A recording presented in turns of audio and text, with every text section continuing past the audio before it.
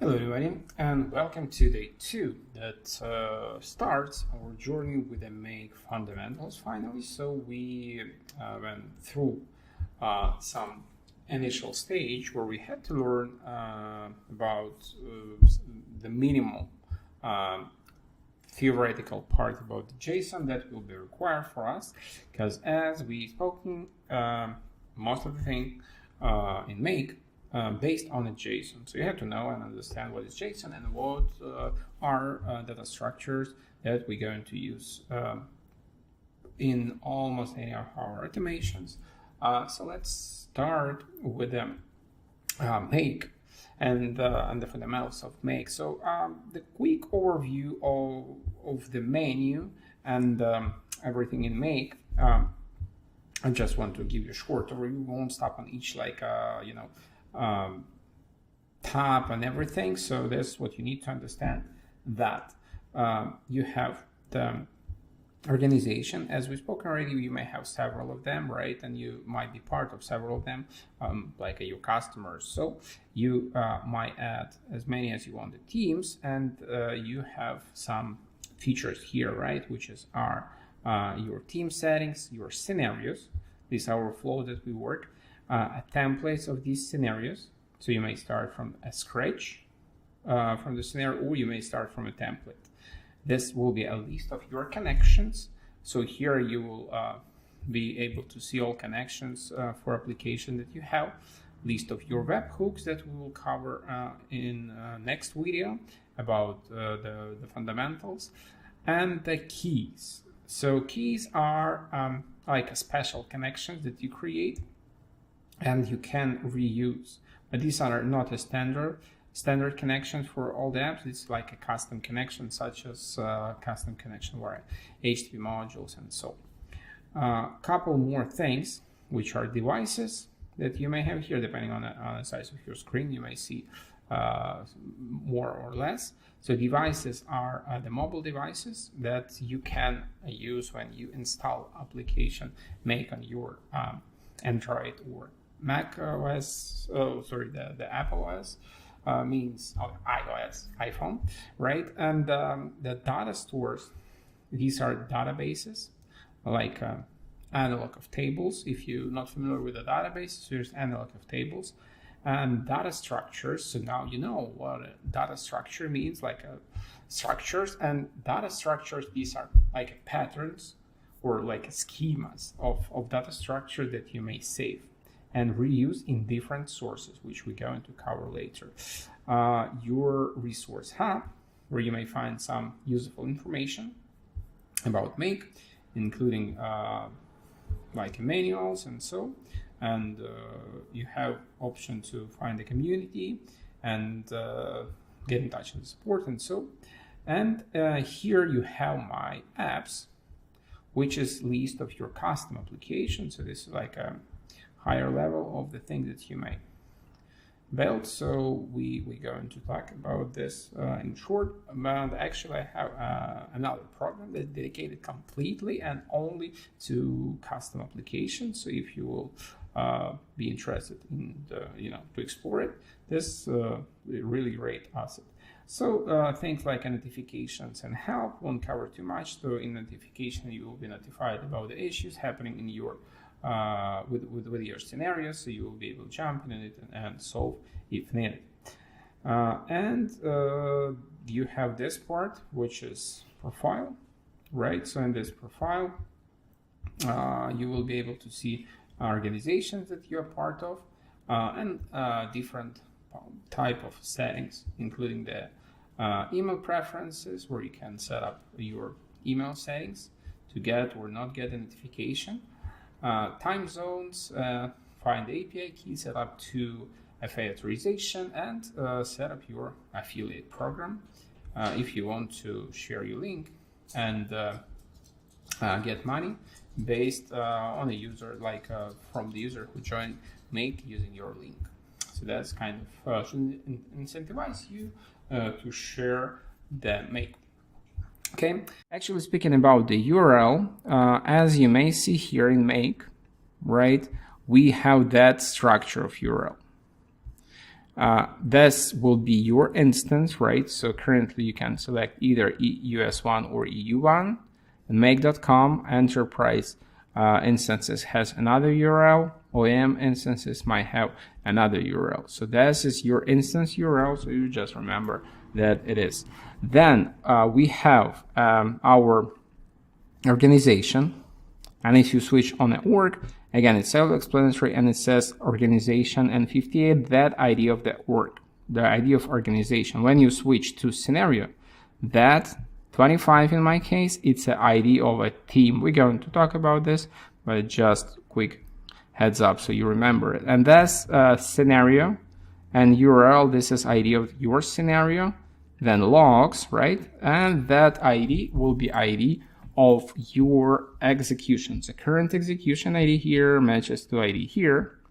That's why, like how you actually can build this ID, right? The URL and the whole thing called scenario URL, right? Either scenario log URL and so on. But the topic of our today session, the most of it will be scenarios, right? Scenarios and canvas and everything related. We will briefly touch the variables.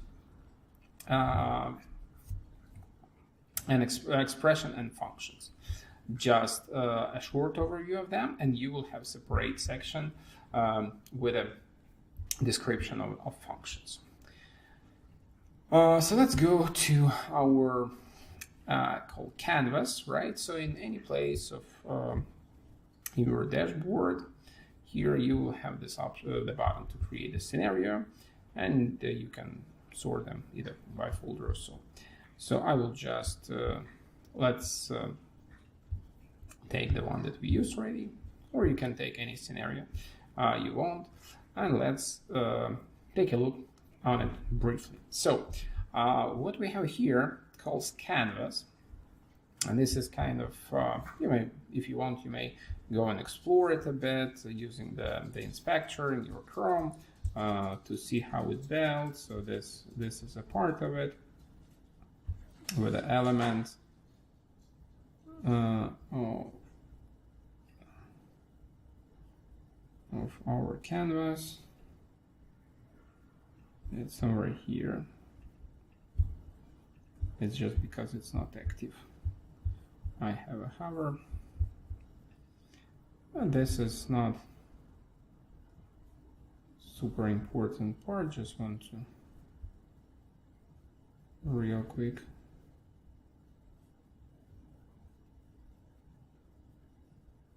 touch base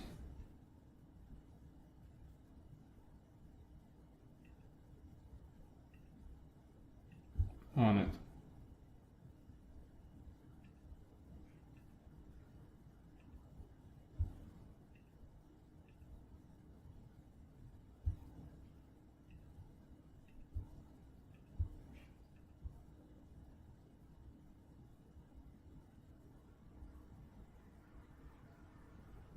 So you may want, if you want, you may go and explore a bit on how exactly build the canvas as an HTML element.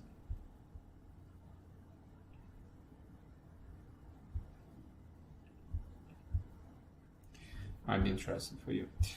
But what is interesting for us is this part. So the canvas itself contains modules, right? So these modules kind of, you see these circle guys, right? And you may just use and reuse them, copy paste them. You have the one only trigger that can be connected to only one module, and there are some modules such as triggers, right? So they call in many cases like a watch. So these trigger modules can be the only initial first module in your scenario. Means, as you might notice, right? So I literally can't connect this module to this, right? Just because this is a trigger. The module JSON can be like in any place of your scenario, including the starting module, but the watch module can be the only one. And this is why sometimes when you are going to add a new module, right, you might not see ability to connect, to add the new module. So for example, if I'm going to do it in here, right, I'm going to add a module, which will be after the initial one, after the trigger, right? I won't be able to see a watch module, as you may see here, right? So this might confuse it, might confuse you a bit, but you just need to remember and understand that our instant trigger and watch polling trigger modules, which are both our triggers, usually they put in sections just like a triggers. In different application, you may just, I don't know, go and explore it. For example, some application with many apps, with many modules in it. Let's say the ClickUp. So as you see here, right, I do not have modules like a watch, right? So most of them like create, do something, but not a watch. But if I go into open either list of modules from here, right, or just in any other place of scenario, you may see a lot of more watches that you saw here, because here was showing nothing, but here I do see the watch task, 2 of them, and that was actually instant. We will cover them on tomorrow. Right now, what you need to understand that the watch module will can be the only initial module in your scenario, especially the webhooks, definitely, right? So, and then let's explore a bit more in more detail. So this is actually the button that you can use to arrange your modules, so to make your scenario nicer a bit, right? So zoom in, zoom out. The canvas itself. So this place where we have the modules called canvas, and if you will hold the shift and hover your mouse just like this, click on it left side, and you can like select several modules, right? So 1 or 2 or and so on. So you can click Ctrl+C, Ctrl+V to paste it, or just do it as you do with the text, right? So just right click, copy modules, and right click, paste. So that will paste your modules. You may, if it's the first time, your browser may ask you like, hello, here to copy paste. So you click it once, and then it will remember your choice and won't ask you again. So usually just I do this with the Ctrl+C, Ctrl+V, super simple, just copy paste, and you can paste as many as you want of these guys. Ctrl+Z, like undo doesn't work actually. So man, you can remove them with the right button and click delete. So what you need to understand that when you copy these guys, if you by any chance will paste this anywhere else in some text editor, which might be your search bar, this is super convenient. I use a lot of the search bar, and I just need super simple text editor. I don't jump anywhere else, just text editor. Like a search bar works as a text editor. Also, the Make itself propose the option to do it in here, like any module, click on any module, will bring you this one, add node. Okay, so that actually the thing. So as you see, it's connected. This small line connected to this module. It's kind of a node for your module. So you may say, I don't know, I have some people use it for operation to remember what's happening in this module, and you can put whatever text and details. So I may just illustrate you and use this again as another like a text, like a node option here, right? Like a text editor, to show you that what we just copied, actually a couple of modules, nothing else, as a JSON. So that's what you need to remember and understand, that everything that's happening here is encoded in the JSON, including the modules, and all parameters stored in them, like variables, these kind of fields, right, with the values. They are everything stores as a piece of a JSON. then encode it, decode it, and so on. And this where magic starts. So another option to do this thing, the copy, like export and import the whole thing, we have here with the option export blueprint and import it. So export will give you a JSON file. Actually, when you will be on a free plan, you won't be able to export the scenarios. Let me bring you to a free plan so we can see the difference for the free plan. So basically this one, yeah, this is my free plan, and if I go to scenario to create it, yeah, it works. We might change it sooner or later, but by default the free plans might not have this option. That at least was in Integromat, and this actually might be some flow that should be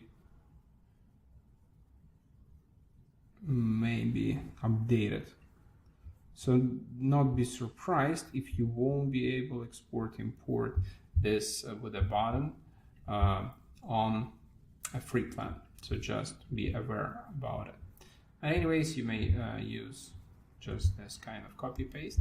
And what is interesting, when we will talk about this later, this copy pasting will save your references for your variables. So you see I have the module number 1 here, right? And the variable, this field we call variable, and we have a list of it.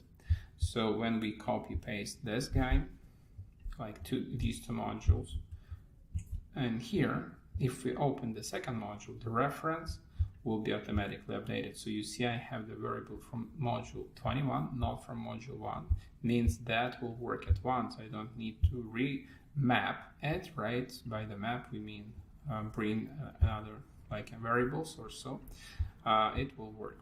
So another cool option to remember and know. So sometimes, and that's actually how it works, as soon as you add one module in scenario, it becomes with the number 1, and then it just incrementally increase. So you see each next module that I add will have a new number, right? So you remember, because I added and removed several of them, I mean the modules already, this increment already 23. If I won't save the scenario and reload it quickly, that will kind of reset this counter, and I will start with this one, right? So let's add another module. So that is 7. So scenario means was saved with a kind of 6 modules use it in it, and it's remember that we start with a 7. So but then each time we can add it will be 8, and so on, so on, so on. Actually, so you also remember we have this previous version, so you may just go back to last saved version, and this actually I have the only one, but as soon as you will save and save it again, it's like a game where you have the save points, so you can go back to saved one. It doesn't save that automatically, so you have to do it. So this is the thing about our canvas. This is a number of modules. So you see I add a couple more, it comes 9. So what I can do, literally I can export the blueprint, and let's just jump into it to see how it works and looks like. So that's our blueprint inside. We won't go in each section of it, just briefly. Let's go over, so it has a name. So you see here, it's a name of the scenario that literally comes from here. We'll change it to new. And we have a flow. The flow is the main section with literally modules in it. And we have a section that calls metadata. This is just a general information about the scenario. Like you see here, nothing super interesting for us. Most things happening here. So this flow contains collections of flow, as you see, array. and that array contains collections of modules. So this each of collection of the thing, it will be our module. It will be presented with a module name. It's an internal name that Make uses, like email, trigger mail here. Another one calls like util, like utilities, or like utilities something, and then function sleep.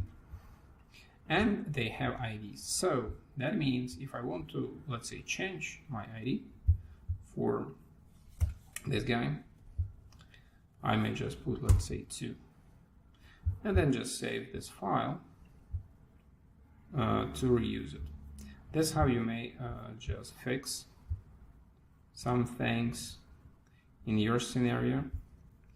And previously we actually didn't have the option copy paste, right? So that was working also for the copy paste. But we will get back to this canvas later. We'll start when we will start work with the API, because the Make API, because this is literally the piece that you can use to create the whole scenario automatically, remotely, just with kind of one API call. And you literally provide the blueprint. Okay, so our blueprint file is saved, and I can go to import the scenario from file, and let's see what will be changed.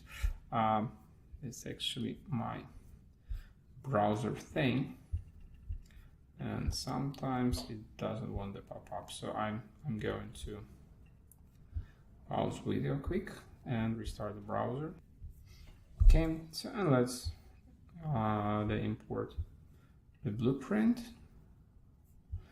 from the file. So it should be saved with the number of this JSON that also will be incremented. Okay, so what we got here, so you see we have the number of our module updated accordingly to that we set in a JSON. So this is just a super quick step, so you to understand that everything that happens here is literally a piece of a JSON. So definitely you can just copy paste this guy alone and do the same. So if either or, you may just have notes here, just add this JSON and quickly update this to, let's say, 100. Then just copy paste the whole text and just paste it here. Let me see. Yeah, so this is probably just because I haven't imported the whole JSON. That trick with the module numbers won't work. But in general, you can understand that this is still the piece of a JSON, and all settings that you do in Integromat or Make, it's literally stored as a JSON. Okay, so this quick overview in a canvas, so you have more understanding of what exactly the canvas. So when we will reference to meaning like canvas, so you know what we mean. Okay, and now let's talk a bit about the scenario itself and what else feature we have in it. So scenario, again, it's a kind of flow that work on some programmed way to serve our automation, right? So to transfer data, make some action, and so this action is programmed by the trigger, and this is the place where we start. It has several options from super basic to advanced, and for some modules such as webhook, right, and webhooks inside the applications, that can be also, so custom webhook, that can be also advanced. So if we click in here, it says immediately, right? So here you see the several options, including the immediately, while on other modules, such as watch, if it doesn't says you instant. So as an example, again, let's open something like the same ClickUp. I just used the ClickUp as an example. So you see we have the instant. So this instant means that this is the webhook, and this just watch and ACID mean that just the watch module means it's not a webhook. Then it just technically can't have the instant trigger. So, and these guys have all the rest besides the instant. So you just need to understand that if the system or like API, the service itself, the ClickUp, allows us to put remotely or manually some like a URL to receive a data from that service, right? This is how literally webhook works. So webhook, it's like a URL address that you set, and then someone else can send a data to it. It's like your email. And actually, if you go to webhooks, you will see the custom mail hook module that works exactly almost the same, but it just generates not the URL as we have here. It generates for us the email address. So the instant modules that we have in some services, if service allows us to do it, it's either remotely at this webhook, so you just kind of create a connection. It's actually also important part for any module, almost any module that's related to separate service. So you just create a connection. Let me just go and do it real quick.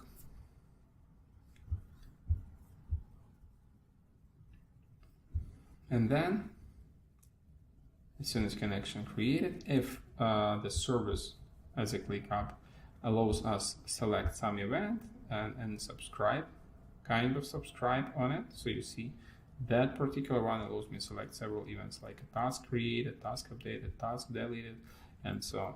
So then you can do it. And then each time when the particular thing will happen, like a task created, our module will be triggered if our module set as be triggered immediately. So that's for the webhooks. For the rest of the modules, let's just remove these guys. For now, these trigger setting works in several ways, such as at regular intervals, once, every day, and so on. So you may just explore this to find different options, and we will speak about this during our program. So in most of the cases, it will be either every day or regular intervals, right? So you check this on some interval. So that's something about schedule that we need to cover to understand like how we start our scenario, because we need to know, we know how to create it, just to click the button, right? How to add the modules to it using the search or things from here, and then how to save it and how to schedule it, because this important things.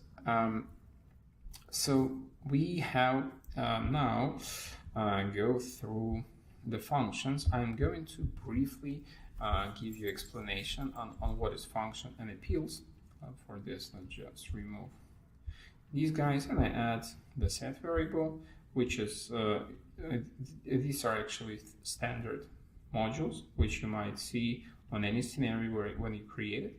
So that is a flow control. We're going to talk about this later in our videos about the iterators and aggregators, because in most cases these two guys will be used. These are tools. So these are system tools that we use, and most of the case will be like a set variable or set multiple variables that you have here.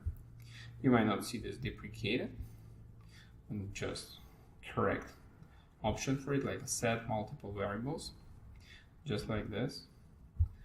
These two guys allow you to either create one variable and just save it. For example, you can use the test and then just add whatever value in here and And then when you run this module, the output will show you the test as the name of your variable you set and the value for it. The set multiple variables does exactly the same, but with the difference that you can create several variables inside of it. Super simple. And we're going to talk about our variables and functions. So variables, quick immersion overview of it. So we call them variables, or you may call them peels, whatever you like.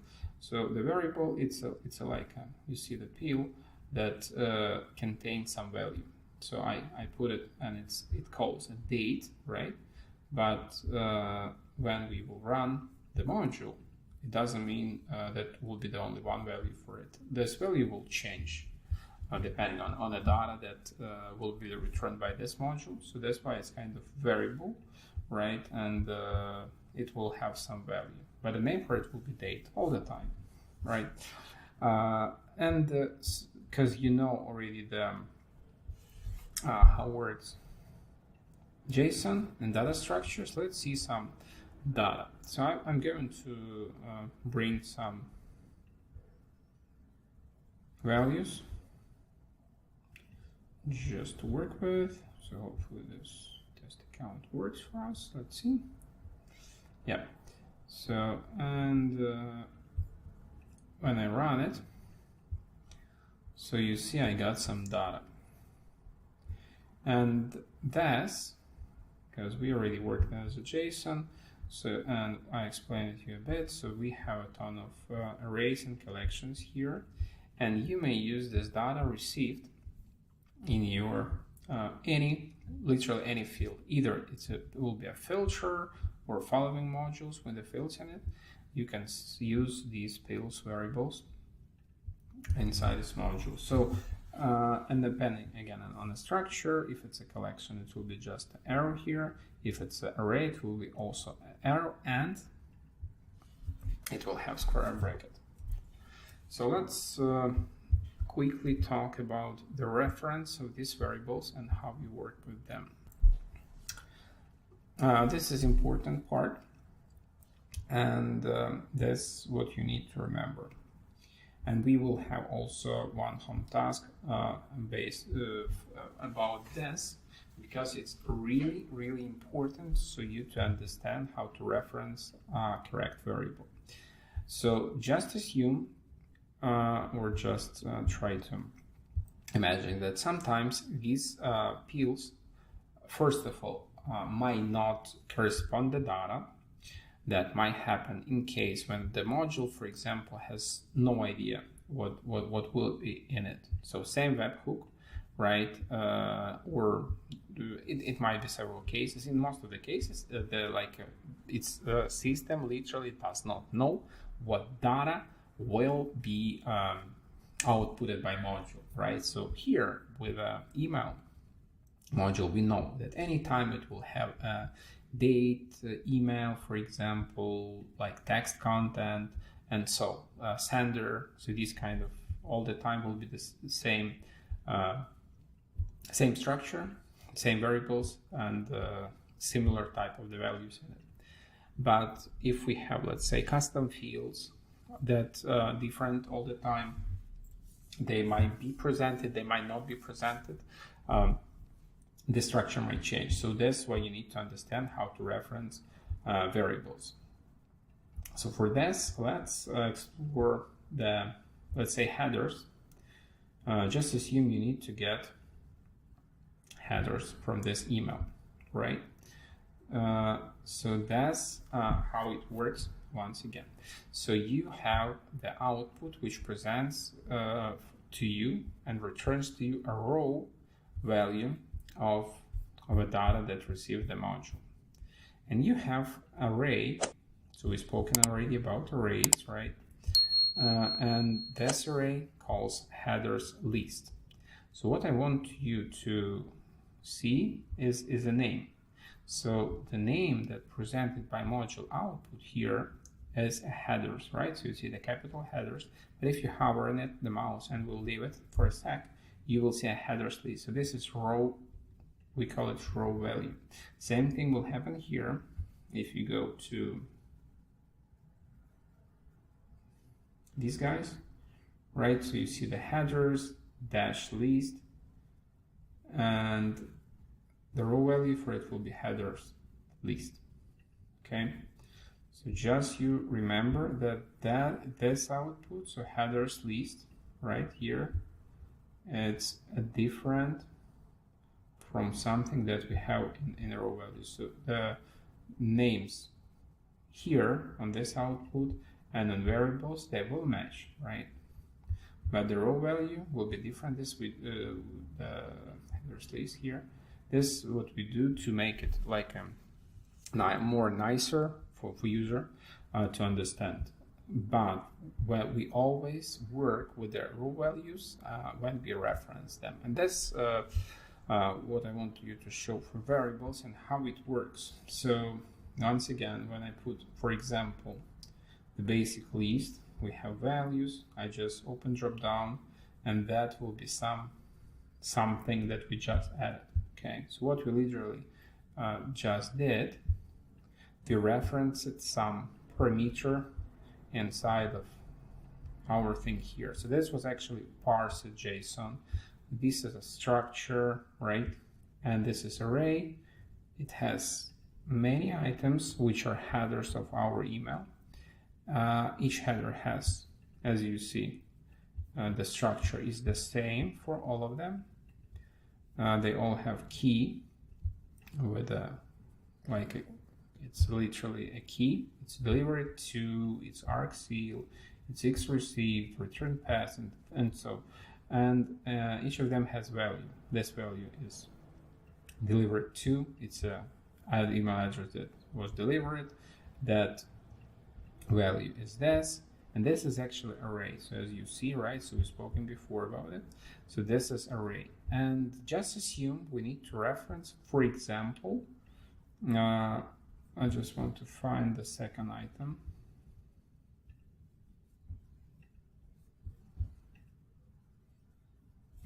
Yeah, let's just use this one. So this is actually received, and several things about our received data. So if I go to output of this module, so you will see this is received. This is received is array, and it contains two pieces of a text. I want to emphasize it on it. So this is the first item of our array. This is a second item of our array. Okay, so if I need to reference the second item of this array, I have several options to do it. So again, it's a headers list, second item in it, second item, the second collection, and we have a value which is also array, and we have a second value in this value array, right? So second item. So I go to my variables. Once again, just remove this one to see. So headers list, that's the general thing, right? The main piece of the thing. Then we have a values, which is array, and then we have items in it. So if I click on this, it will allow me to have several options, and by default, so you see that kind of square bracket will be empty. What it means in Integromat Make, we have the rule. So by default, we will reference always the first item of array. So if I just select thing like this, let's do it in variable. So you can in set variable. So you can also copy paste this as an expression, right? So this variable in this case, so you can just copy it as an expression. So I can paste it here, and if I will run this module again, so I will select the last email to process, run it, that will receive my thing. Okay, so it's interesting what exactly thing we received, right? So we received the email. Why that happened it just because when we go to list the first item, and here will be delivered to, right? And the value for it will be my test email.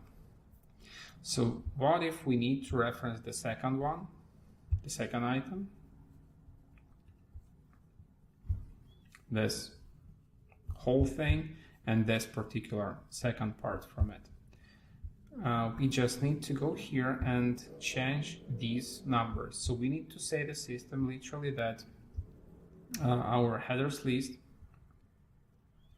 item, so we need a second collection from it. By doing this in make, you simply reference the final value, so just open. I need this one, right? In a structure, and we need to reference the number. So if I will put 2 here, that means I will get thing from here, so headers list, second item, and that will be my collection that I will work with. So if I haven't referenced and I haven't put anything in square bracket, that will mean it will return me the first value. Okay, just like this. So you see we haven't said anything here, so we have 2, and that doesn't have any value. You may ignore these things that happening. As you see, it got not kind of filled with a color. It's just because system sometimes might just not populate the values as soon as you change the main reference number. Okay, but it's still okay. So I will put 2 here and I will put 2 here. What that will do for us, once again, it will work with our headers list. We'll take the second item and we'll take the second value, means this guy. So let's just run our module. Okay, so as you see, this is what we've got. We got list and second item from it, this one, from MTA 2221 and so on.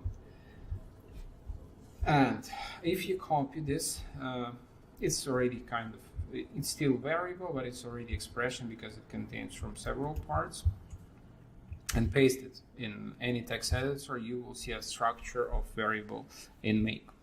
So how it works is we have that calls double mustaches or double curly brackets. Then we have, as you see, 1, which means the number of module number 1, and then that thing calls a dot notation. So dot notation, it's just like a reference as you have on a website, for example, right? So if you go to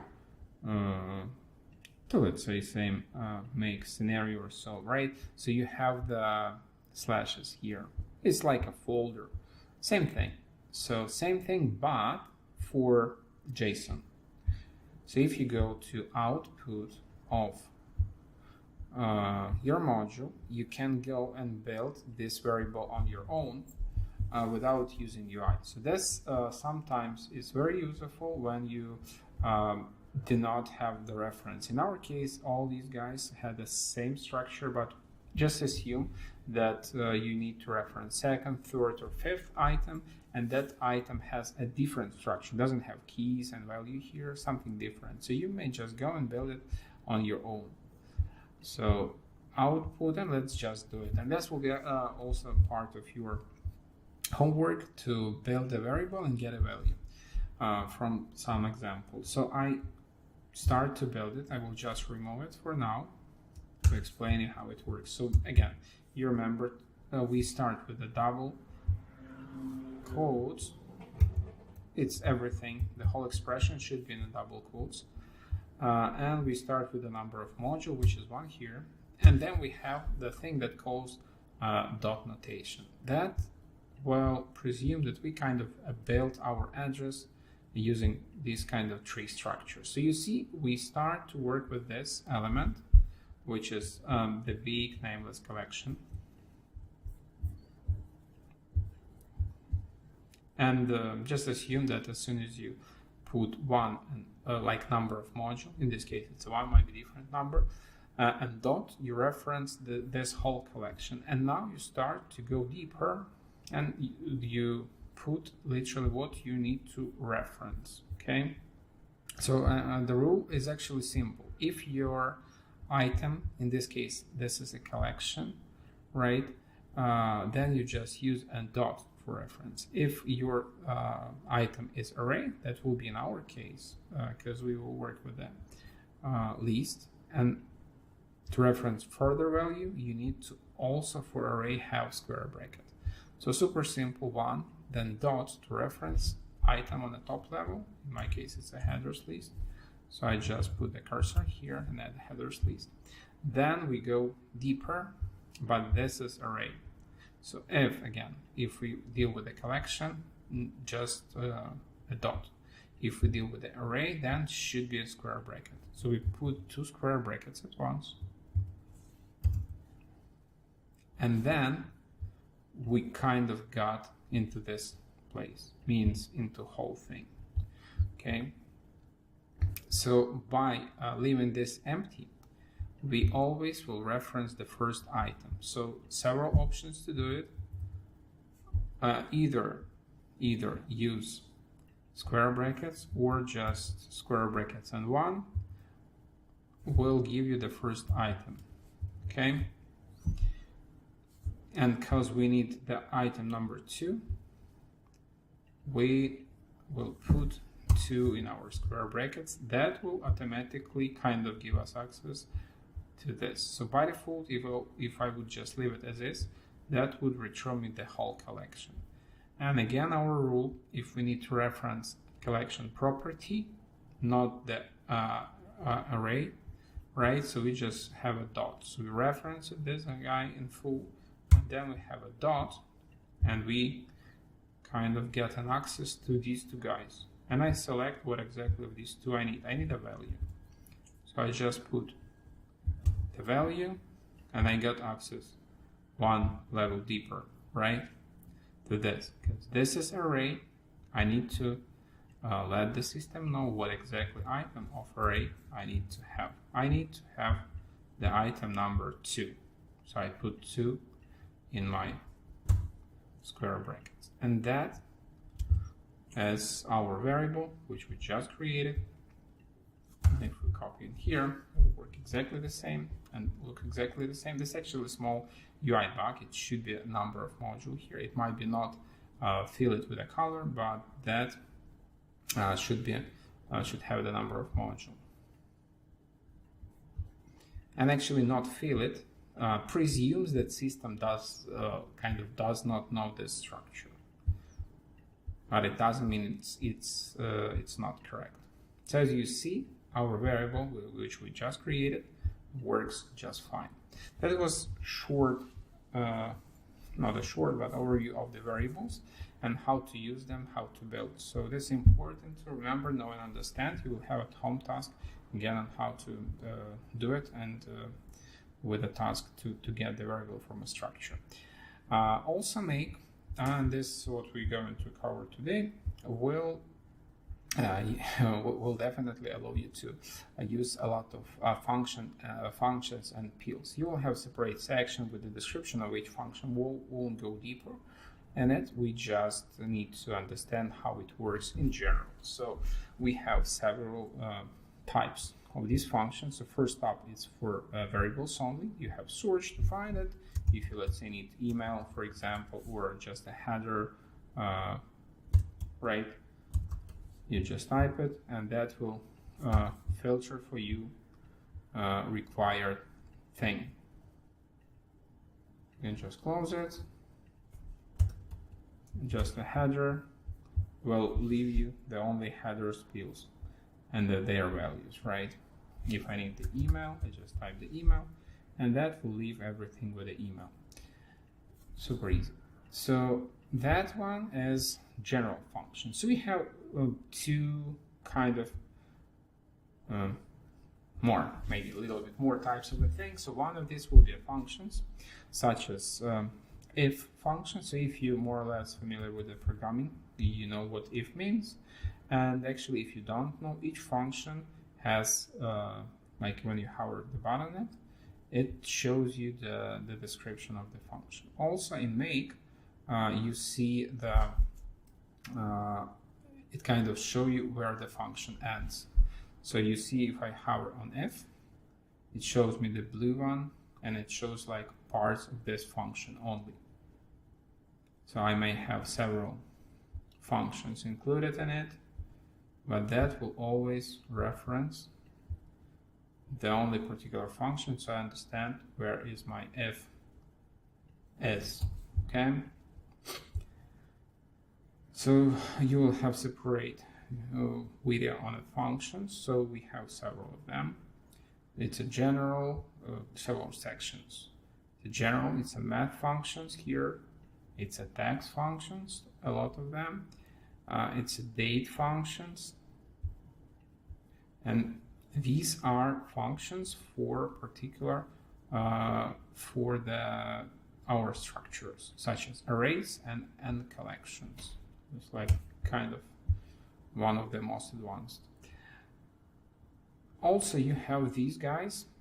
It's kind of system pills or system values. Some of them system, some of them like work as a UID, for example. This just returns you a random generated number, like a special in special format. So if you just run it, you will see it's kind of randomly generated. Works well for some IDs or I don't know, maybe even for code or something.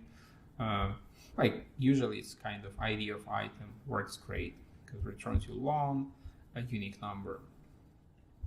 So guys, like this execution, this is your scenario ID execution. So if you just run it, it will return you the unique scenario execution. This is actually a part of our thing. Like when your scenario runs, we call this execution. So it's kind of was executed, and that returns you the ID of this execution. These guys is just for math. So random number from 0 to 1. Some fractional that you can multiply, let's say by 100 to get random number from 1 to 100, right? So in that case, it would return you 75, and you can round it to make it nicer. That's how you use the math variable operators also. So these yellow guys here and here, they are operators. So if I need to get random number again from let's say 1 to 100, that's how it usually works in programming. This random function returns you a random number from 0 to 1. So what I need to do, I need to multiply this by 100, whatever order, 100 by this. This will work better, will return me the number already like a 41, and I need to round it because it returns me a long tail of decimal pieces, right? So I just add a function that calls round. This will round it to the highest, nearest. It actually goes to nearest integer, not the highest. Okay, so that's how it works. Okay, and returns us 32, and so on. So this is actually a combination already of function and the kind of system variable. That already might be called as an expression. So it's just a combination of several things. This is just a piece of a text. In that case, system interprets this as a number and multiplies this by this number, and we then round it.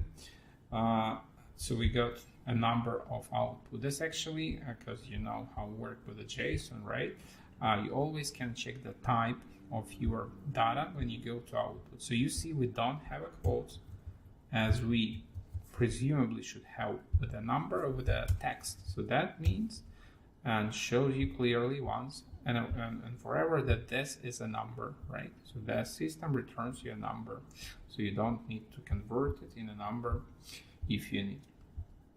And a couple more system fields here. System variables will be timestamp and now. This for dates.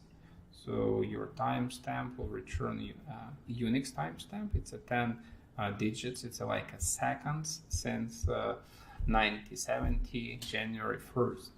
This is a super common way for a time in machine code in programming, because it's way better than work with the text, which will be returned by now, which is another format called ISO 8601, and looks like this. Again, you remember that the visual representation of it is slightly different from something that the value actually contains. So you see when you hover, you will see the real one, and if you go to output, you will see the real value that this is returns, and it returns you date and time, and also seconds and milliseconds, 3 digits, and Z means a UTC time zone. So then we have these couple more guys. These are for Boolean variables like a true false. Then we have ignore.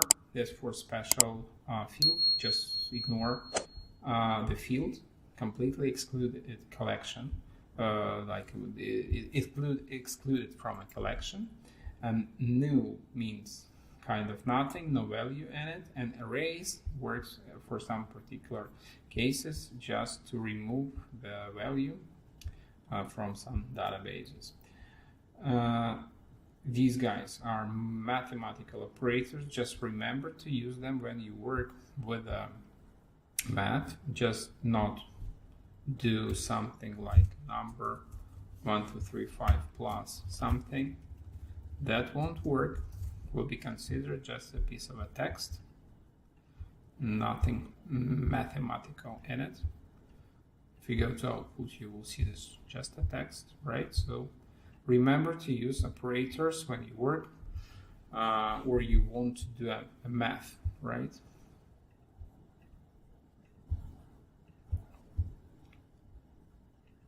And these guys are the text, as you may understand. So that will be a space. We'll just add the space to your text. This will add just empty string.